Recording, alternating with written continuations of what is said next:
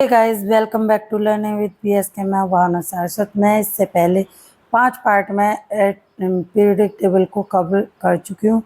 तो ये है इलेक्ट्रोनेगेटिविटी। ये जो है टॉपिक बहुत बड़ा है, इसको मैं 2 या 3 वीडियो में फिनिश करूँगी। तो आज थोड़ा सा बता देती हूँ इलेक्ट्रोनेगेटिविटी क्या होता है।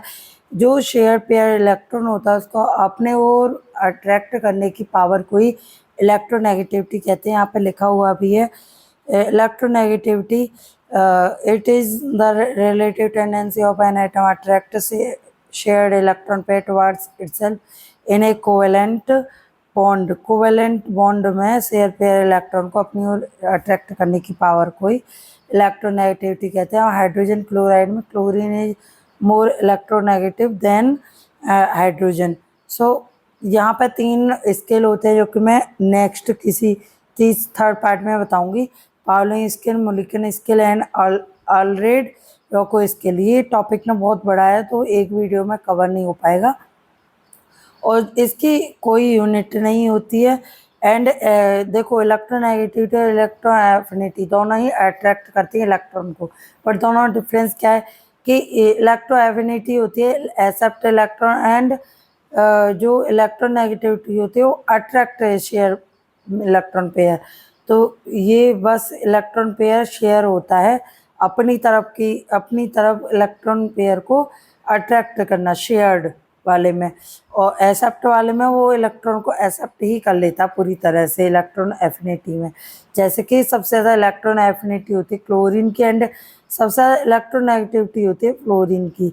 फ्लोरीन की इलेक्ट्रॉन एफिनिटी इसलिए ज़्यादा नहीं होती क्योंकि उसके पास इलेक्ट्रॉन रिपल्सन होता है, क्योंकि स्मॉल साइज होता है। एंड क्लोरीन का थोड़ा सा लार्ज साइज होता है फ्लोरीन से, एंड इलेक्ट्रॉन उसमें आसानी से वहाँ पे जो है रह सकता है। तो इलेक्ट्रॉन एफिनिटी में इलेक्ट्रॉन पूरी तरह से एक्सेप्ट हो जाता है और इसमें अट्रैक्ट होता है।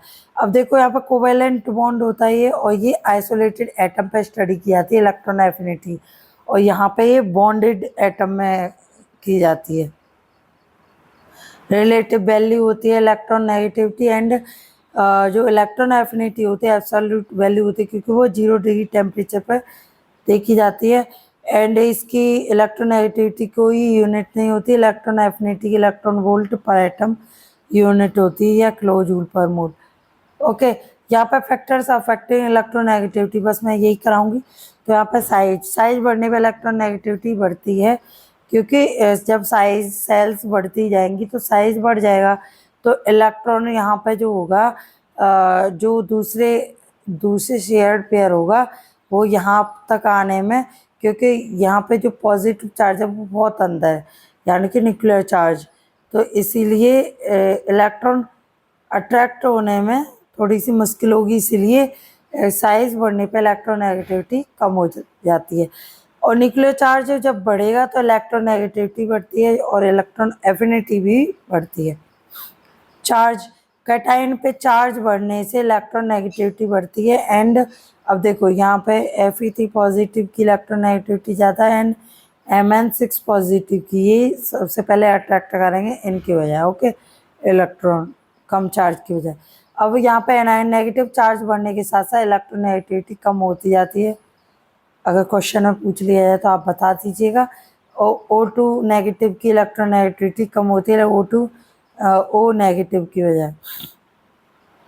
Hybridisation s character percentage s character बढ़ता है तो इलेक्ट्रोनेगेटिविटी बढ़ती है, यानी कि sp हाइब्रिडाइजेशन की इलेक्ट्रोनेगेटिविटी सबसे ज़्यादा होती है, sp3 की सबसे कम होती है। ओके, ट्रेंड्स की बात करें तो पीरियड में जाने पे इलेक्ट्रोनेगेटिविटी बढ़ती है, और ग्रुप में बात करें तो साइज बढ़ने के साथ साथ में इलेक्ट्रोनेगेटिविटी कम होती जाती है। ओके, अब यहाँ पे ये वाला जो है मैं एक जो है अलग से वीडियो प्रॉपर वीडियो में बताऊंगी इलेक्ट्रोनेगेटिविटी और some elements. Okay, thank you for watching.